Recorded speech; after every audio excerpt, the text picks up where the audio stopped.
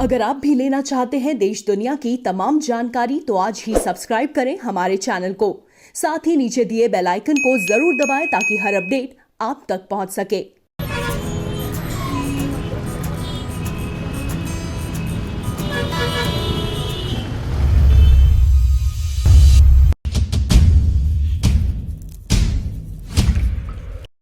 नमस्कार, आप देख रहे हैं प्रभात साक्षी। मैं हूं आपके साथ अंकित सिंह। कार्यक्रम है चाय पर समीक्षा और हमेशा की तरह इस कार्यक्रम में रहेंगे प्रभात साक्षी के संपादक नीरज कुमार दुबे जी। सर, बहुत स्वागत है आपका इस कार्यक्रम में।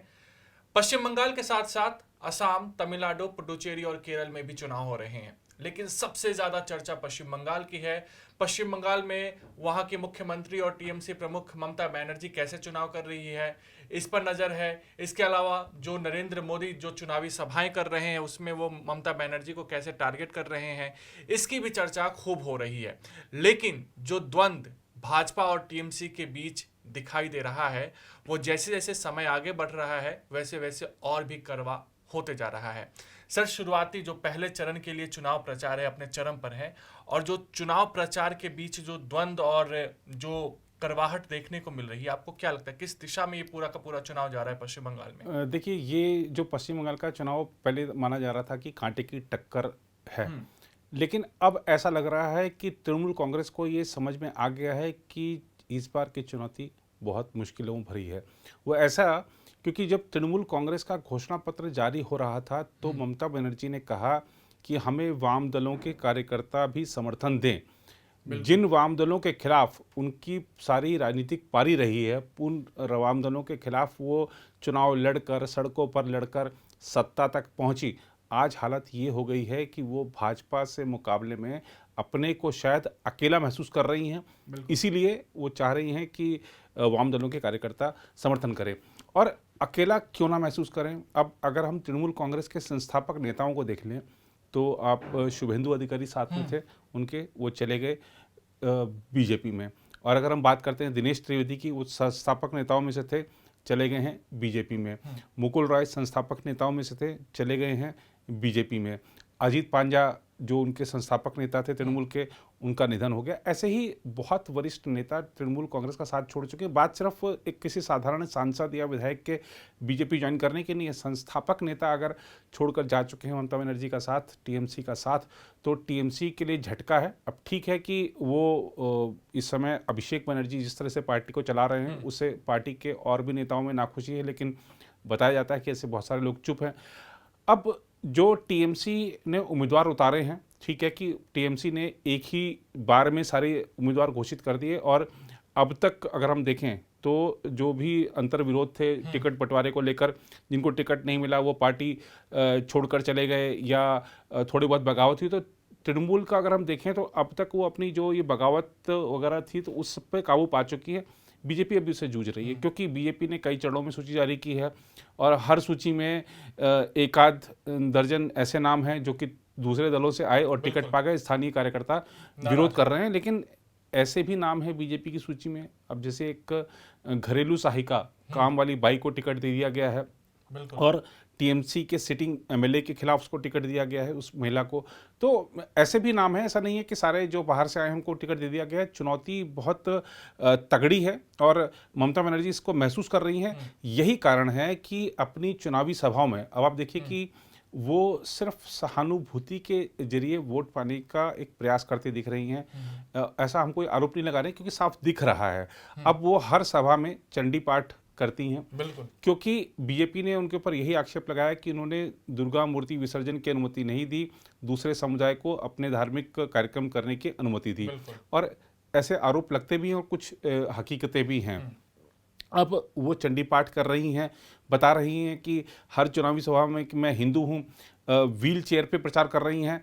और अगर मैं पिछले 3-4 दिनों की बात करूं तो हर दिन की चुनावी सभा में उन्होंने यही कहा कि मेरे ऊपर हमला हुआ, मेरे पैर पर चोट मारी गई, माकपा वाले मेरे सर पे चोट मारते थे, इन्होंने मेरे पैर में चोट मारी है, मेरी आवाज़ नहीं बंद करा पाएंगे। तो ये 3-4 दिन से लगातार, जब से वो व्हील चेयर पर प्रचार कर रही तब से हर दिन हर रैली में मेरे को चोट लगी ऐसे कह के वो जनता से सहानुभूति पाना चाह रही है। इस तरह का प्रयास दिख रहा है टीएमसी की तरफ से। तो ये दर्शाता है कि जब कोई व्यक्ति जिसने अगर अपने ऊपर विश्वास हो कि मैंने आपके लिए ये करके दिखाया, ये रिजल्ट है सामने और आप मुझे इसके आधार पर वोट दीजिए क्योंकि ये मेरा सामने रिपोर्ट कार्ड है, मेरा जो घोषणा पत्र था मैंने उसमें ये वादे पूरे कर दिए हैं और ये आपके सामने रिजल्ट है, ऐसा नहीं दिख रहा है। अगर टीएमसी 10 साल सत्ता में वहाँ पर रही है तो अपने कामकाज का हिसाब देना ही चाहिए। टीएमसी क्या किसी भी राजनीतिक दल को अपने कामकाज का हिसाब देना ही चाहिए। दूसरे दल जो अपना घोषणा पत्र ला रहे हैं, वादे कर रहे हैं, आप सत्तारूढ़ दल हैं तो आपको अपना रिपोर्ट कार्ड पेश करना चाहिए। चुनौती शुरुआत में कांटे की टक्कर लग रही थी, लेकिन अब देखना होगा कि बीजेपी ये जो बगावत हो रही है वहाँ पर उम्मीदवारों को लेकर, उस पर कितना काबू पा पाती है, उसके आधार पर ही तय होगा कि बीजेपी कितना और करीब पहुंची है तृणमूल से मुकाबले में। लेकिन अभी फिलहाल फाइट जो है नेक टू नेक है। हाँ, फाइट नेक टू नेक मानी जा सकती है। और ख़ास बात यह है कि हमारे जो वहाँ पे ग्राउंड रिपोर्टर्स वहाँ पर हैं तो हमारे को ऐसी भी सूचनाएं मिली हैं कि जो लेफ्ट के लोग हैं, बहुत सारे लोग, वो इस समय आप हैरानी होगी क्योंकि टीएमसी लेफ्ट का कांग्रेस के साथ गठबंधन है, लेकिन लेफ्ट के लोग बीजेपी को सपोर्ट कर रहे हैं। लेफ्ट के कार्यकर्ता बीजेपी को सपोर्ट करते हैं क्योंकि उनको ऐसा लग रहा है कि अगर टीएमसी को कोई टक्कर दे सकता है तो वो बीजेपी टक्कर दे सकती है। और लेफ्ट की कार्यकर्ताओं की असली लड़ाई टीएमसी से थी। अब वो टीएमसी से मुकाबले में जो लेफ्ट है वो भी कमज़ोर पड़ा है, कांग्रेस भी कमज़ोर पड़ी है, इसीलिए वो भी बीजेपी को समर्थन करे। तो ये एक वहाँ पर बड़ी अजीबोगरीब चीज़ देखने को मिल रही है। कुल मिलाकर ये कहें कि जो तीसरा मोर्चा पश्चिम बंगाल में है वो फिलहाल कड़ी चुनौती नहीं दे पा रहा है। कड़ी चुनौती क्या, मुझे लगता है कि अगर वो कुल मिलाकर भी अगर 2-2.5 दर्जन से ज़्यादा सीटें, मुझे लगता नहीं कि लेफ्ट और कांग्रेस का जो अलायंस है इससे ज़्यादा सीटें ले पाएगा। ममता बनर्जी का घोषणा पत्र, महिलाओं को वृद्धा पेंशन 1000 रुपए देने का, स्टूडेंट्स के लिए क्रेडिट कार्ड लाने का, ऐसे तमाम वायदे हैं जी। लेकिन आपने कहा क्योंकि आप सत्ता में रह चुकी हैं, आपको एक तरीके से रिजल्ट दिखाना चाहिए था, लेकिन आप घोषणा पत्र लेकर आती हैं। भाजपा के भी घोषणा पत्र 21 तारीख को जारी किया जाएगा। लेकिन सर कुल मिलाकर अगर पश्चिम बंगाल में जो मुद्दे हैं, फिलहाल वो मुद्दे की लड़ाई तो नहीं दिखाई दे रही है। लड़ाई सिर्फ अब पाकिस्तान की भी एंट्री हो गई है, इसके अलावा माँ दुर्गा और जय श्री राम की एंट्री हो रही है। ममता बनर्जी कह रही है कि एक तरीके से माँ दुर्गा श्रेष्ठ है, श्री राम उनकी पूजा करते थे। तो ये लड़ाई जो हो रही है मुद्दों पे तो नहीं हो रही, ये एक तरीके से धर्म और जाति पर ये एक तरीके से लड़ाई हो रही है वहाँ पे। नहीं, बिल्कुल सही कह रहे हैं आप। और दूसरा बात क्या है कि उन्होंने जो घोषणा पत्र लेके आए हैं उसमें बहुत सारे वादे हैं, जैसे स्टूडेंट्स को क्रेडिट कार्ड की बात भी कही है उन्होंने, और मिनिमम आय की बात कही है कि हम इतनी आय की गारंटी दे रहे हैं, सुनिश्चित कर रहे हैं। वो ठीक है, आपने इतनी सारी योजनाएं ले आई, लेकिन आपकी जो पिछली योजनाएं थी जरा उसका हश्र देखिए। हर योजना में आप वहाँ पर बीजेपी ने जब ये मुद्दा उठाया उसके बाद वहाँ पे टोलाबाजी होती है। अब आपने कुछ योजना का लाभ लेना है, आप जो वहाँ पर ऐसा सामने भी आया है, और जब बीजेपी ने मुद्दा उठाया तो टीएमसी के वो नेता जिन्होंने किसी योजना का लाभ किसी लाभार्थी तक पहुंचाने के लिए उस योजना के लिए कुछ पैसे लिए, वो पैसे उन्होंने लौटाए भी। कांटेबाजी करते हैं, बीच में टोलाबाजी करते हैं।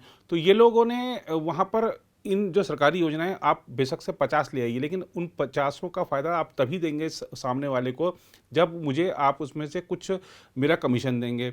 तो अगर आपने अपनी घोषणा पत्र में इतनी सारी वादे लेके आए हैं तो जनता को पता है, क्योंकि अब तक वो 10 साल तक यही कर रही थी, वो आपके लोगों को कमीशन दे रहे थे, तब उनको योजना का लाभ मिलता था। तो उनको पता है कि उनका लाभ लेना है तो आपको फिर पैसा देना पड़ेगा।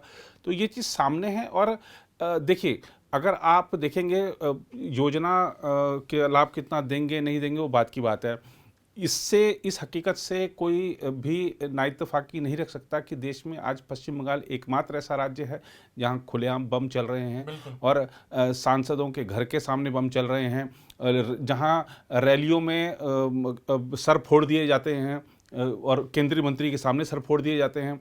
एकमात्र ऐसा राज्य है कि रिकॉर्ड बना दिया है उसने 8 चरणों में चुनाव का, विधानसभा चुनाव का। और अब जो सवाल उठा रहे थे उनको ये जो जिस तरीके से राजनीतिक हिंसा दिख रही है वहाँ पर, उनको ये बात स्वीकार करनी पड़ेगी कि चुनाव आयोग ने एकदम सही निर्णय लिया इतने चरणों में चुनाव होंगे तो सुरक्षा बल आसानी से हर चरण के जो वहाँ पर निर्वाचन क्षेत्र है वहाँ पर अपना सुरक्षा का जिम्मा संभाल सकेंगे। तो अराजकता की स्थिति है, इसमें कहीं कोई दो राय नहीं है।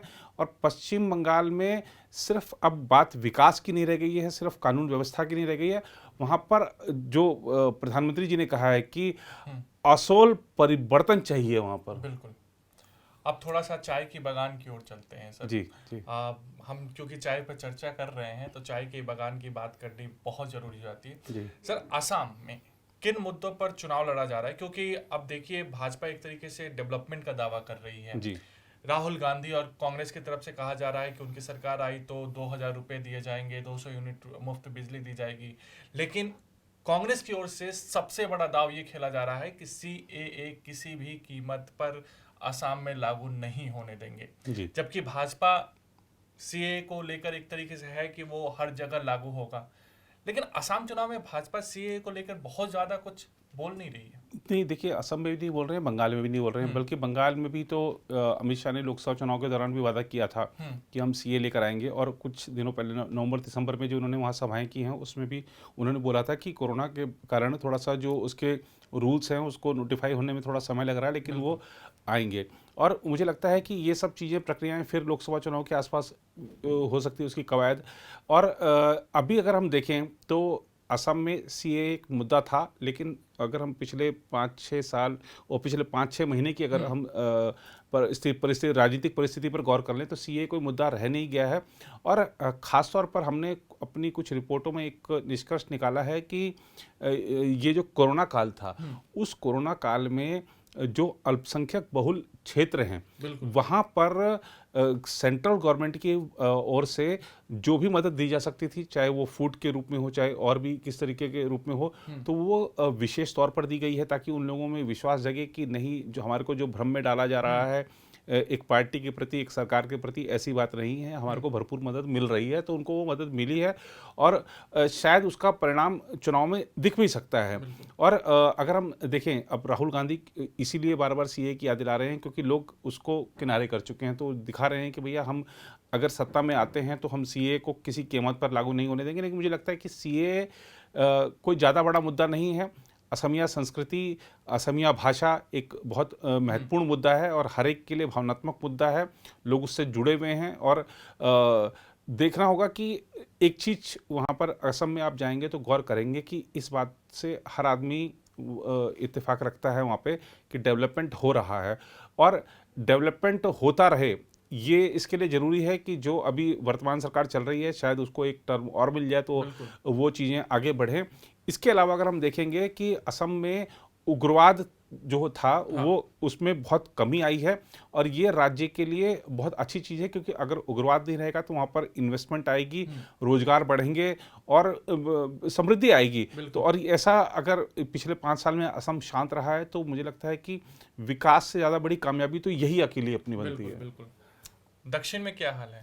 दक्षिण में देखिए, हम जो हमारे पास जो रिपोर्टें हैं, जिस तरह से हमारे पास अभी तक जो खबरें हैं उसके हिसाब से केरल में चमत्कार की संभावना ऐसी लगती है, क्योंकि लेफ्ट ने अपने जो कमियां थी उनको पहचान कर उनको दुरुस्त किया है। सबरीमाला मामले पर लेफ्ट ने माफ़ी मांगी है जनता से कि हम उसको मुद्दे को ठीक से हैंडल नहीं कर पाए, और जनता देखिए सजा भी देती है तो माफ़ भी कर देती है। हमने देखा था दिल्ली में अरविंद केजरीवाल ने माफ़ी मांगी कि मैंने 49 दिन में सरकार छोड़ दी थी, मैं ऐसा आगे से नहीं करूंगा, आप मुझे एक मौका दीजिए। और जनता ने मौका दिया, उनको फिर एक बार और मौका दिया, उन्होंने काम करके दिखाया। तो लेफ्ट ने माफ़ी मांग ली है। और देखिए जो केरल में क्या है कि लेफ्ट के लिए लड़ाई इसलिए भी ज़्यादा महत्वपूर्ण है क्योंकि अब एक ही राज्य है जहाँ वो बचे हैं, तो उनके लिए अस्तित्व बचाने की लड़ाई है। अगर वो वहाँ से बाहर हो जाते हैं तो उनके लिए बड़ा संघर्ष हो जाएगा।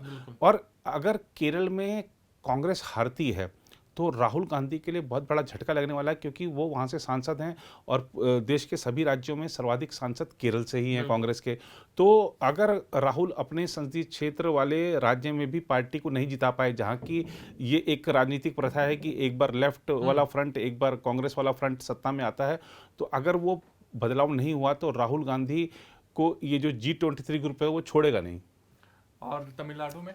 तमिलनाडु में भी कांटे का मुकाबला है और देखिए 10 साल की जो एक सरकार के प्रति नकारात्मक भावना लोगों में आ जाती है, उसका सामना कर रही है एआईएडीएमके। लेकिन एआईडीएमके ने लास्ट मोमेंट पे जिस तरीके से चाहे किसानों की कर्ज माफ़ी हो, चाहे अन्य जो लोक लुभावन फैसले लिए, उससे लगता है कि अगर हारते हैं तो शायद उतनी बड़ी हार नहीं होगी जितनी बड़ी वहाँ पर हो जाया करती है।